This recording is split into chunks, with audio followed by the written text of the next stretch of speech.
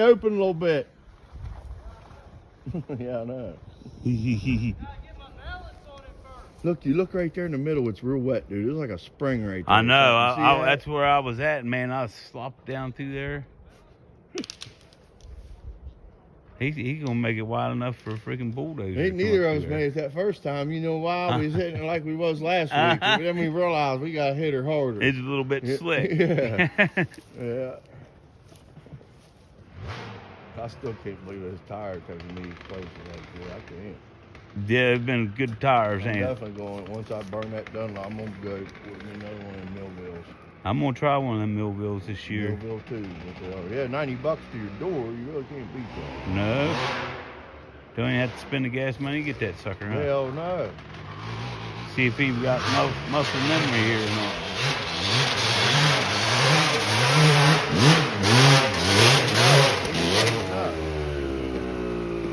Ain't standing up. Uh-huh. I stand up the whole way. Yep. Yep. After you get straightened out down there, ain't bad. Just Yeah. straight stand up and hurry. Hit her again. Uh-oh. Don't that just piss Look, you off? look right there in front of you. There's like a spring right there, ain't there?